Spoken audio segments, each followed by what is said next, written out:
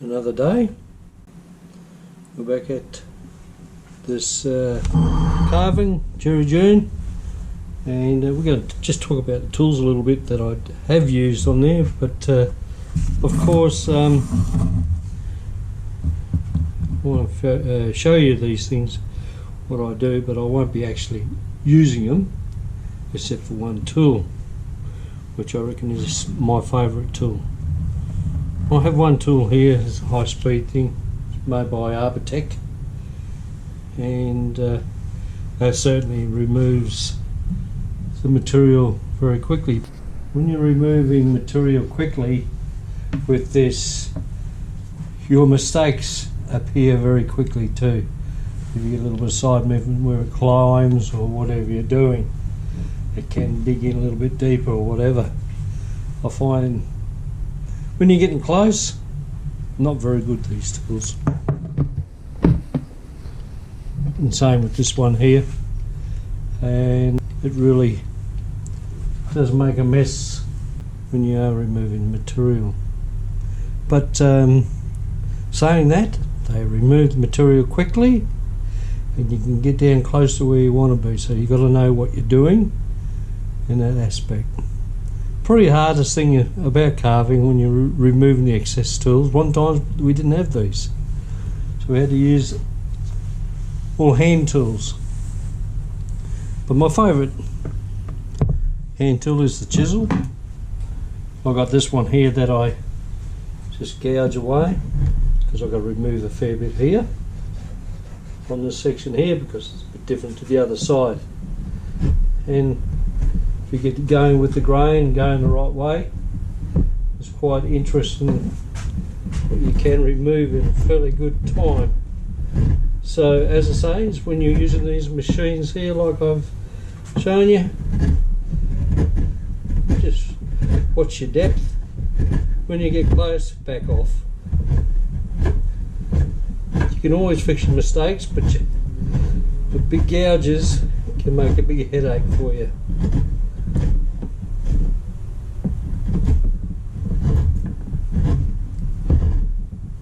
Look at that, beautiful, just peeling off. You know, I'm removing 32nd of, or the 64th of material, and it doesn't take long before you got a pattern happen where you remove the material quite good. Probably the best way to carve is probably going across grain, I don't know. But your tools have got to be really, and with this I've got grains going this way, I've got the grain going this way, going up that way. You always find when you're going around like that, to those novice carvers I'm referring to, okay, always go downhill with the grain. If you come up the hill, it will tend to try and chip out. You have to have really, really sharp tools. Right, that'll be about rosewood. It's a beautiful wood. It's lovely to carve. You got to be careful in going cross grain, but it does work very good. The other wood here, this South African wood, it's really it's quite a hard wood, but a little bit more forgiving on going across grain. You don't get the tear out as much if you're careful about what you're doing and keep your cuts down to a minimum. You don't get too much of a problem. But definitely the jacaranda was the nicest wood to work with here. But I don't mind working with Jarrah. I made a lovely model of a Jaguar, and it was you know, the replica of the Jaguar car. I just altered a little bit there, and then I used shellac to after I sealed it, and it came up beautiful, just beautiful. And everybody was very happy about that. But I've done not very many carvings that I've kept. I seem to give them away, which is, it's got to stop, because I should be making a self so my wife can look at it. Actually, I am going to do one of her face shortly. So my carving ability is it's not held down to just one thing. You know, I like doing characters and all that in wood, but I certainly like to do all sorts of carving, making furniture, anything like that. Anything to do with exotic woods or hard to find woods and all this. If I'm given them, I make use of them. And as I say, this lilac was from my daddy. He had a big block there. It's been out in the weather for over 3 years, 4 years, and it was, well, might have been there for 10 years, I don't know. I bought it home and I didn't think I'd get much out of it, and I got this, you know, the block was 18 inches, that's 450 millimetres in diameter, one big split, or two big splits in it. It seemed to go really nice, so I could cut it up with a chainsaw, and then I slabbed it in my bandsaw. I made a slabbing machine for my bandsaw, and that really worked well. And if it wasn't for my bandsaw, I wouldn't be that far advanced in what I've done here, because I would have had to get people to go and do it, or go to the club and get it done there, which is time consuming. Whereas I just plot along now, and I'm enjoying what I'm doing. Alright.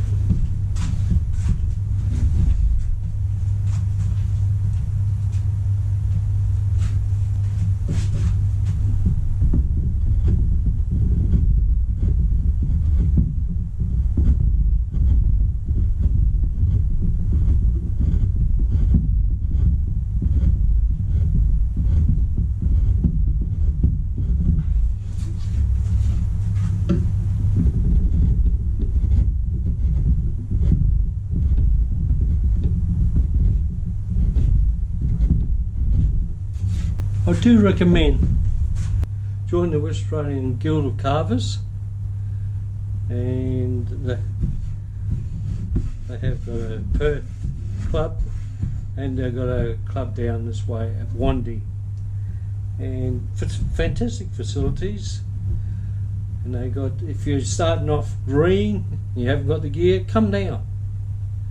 You will be amazed. They've got gear, very friendly people, have a cup of tea.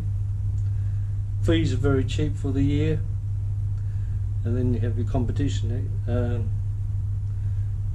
at the wood show, and guest judges that come around and check so who's got the best carvings, and you never know. Like, I was surprised last year that I got a first place in the novice section. So I'm only a novice chiseler, way to put it, and enjoy it thoroughly. I enjoy a lot of things in life, and you know, making things like this is things that you can tick off your bucket list that you've done, and yeah, once you produce one, you want to do another, and it's fun. Well, bit of progress on, and get this guy looking good. Cheers.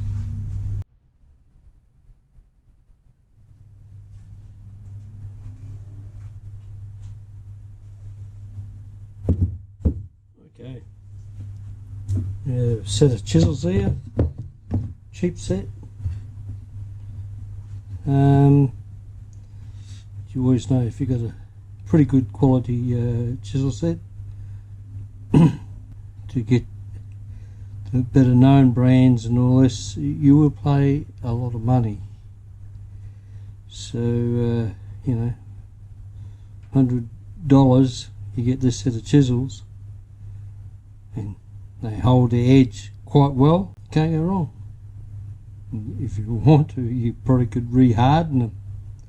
They do a better hardening job, and they'll work fine.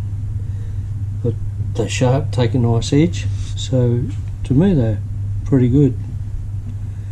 And they last their edge for a while, so that's a good thing. But one of the most important things about chisels is to make sure that you keep them nicely stropped up. And always continuous, get that little burr on the edge, so you just give them a bit of a rub here.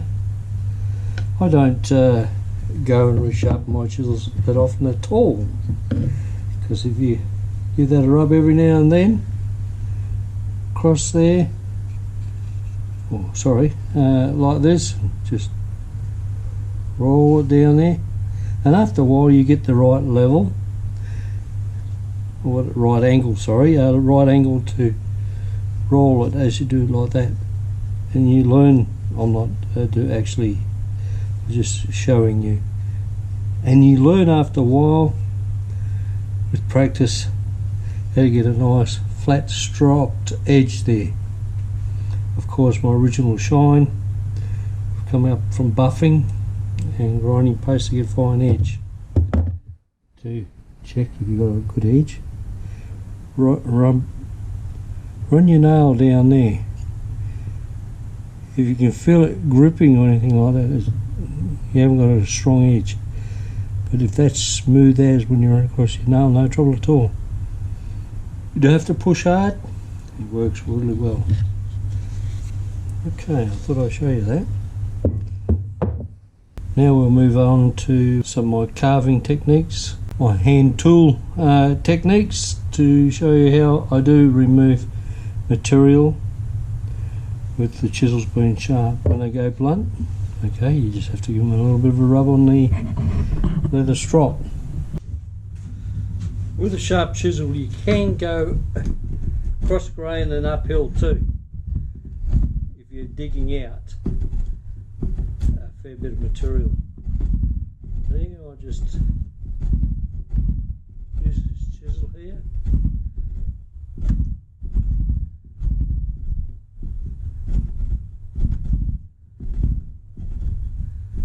I've got to hollow it out. You probably can't pick it up in photo.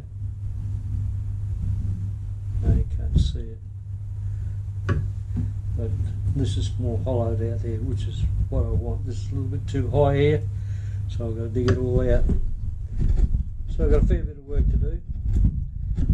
But as I said, I wouldn't use the machines in this situation because you're asking for trouble. Even the man with his best control over his tools would never be able to get the requirements that's needed to, as you get close to your desired shape of your carving.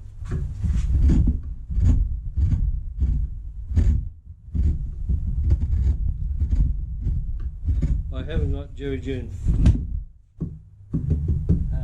fixed. Bit hard to get my hand up underneath there, so I just rest him on here and just put a little bit of weight on there and carve away and watch out what I'm doing.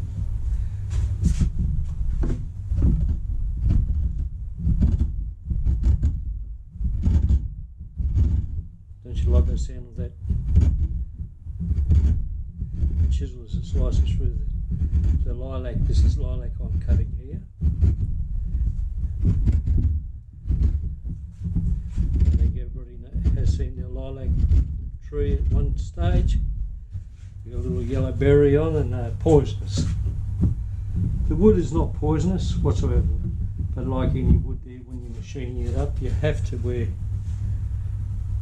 breathing apparatus to protect you. You get pretty close there.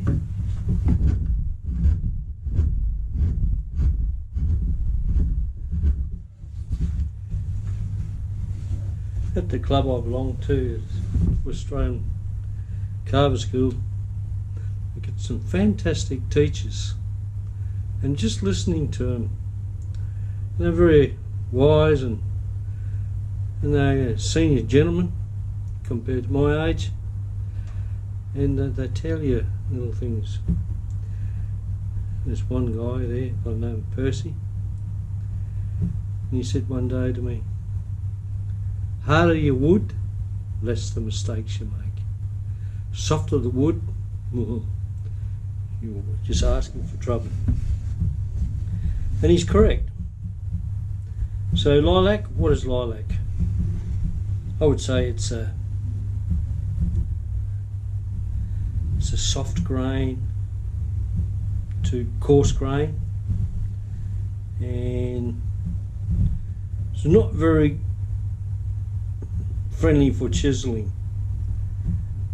You've got to be very careful in which way you must follow the grain patterns very closely, otherwise you'll get tear marks like I have got here.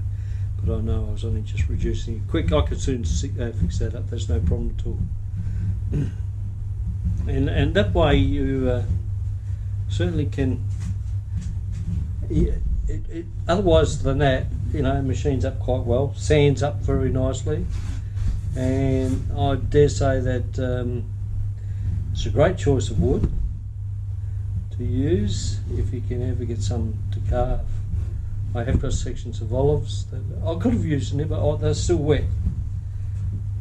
They're not dry, sorry. Yeah, I can't use it in here. I would have liked to in the white section because it's a white wood, very white. And GerryDune is very white. The other wood I use here, this jacaranda, it belongs to they say it belongs to the rosewood family.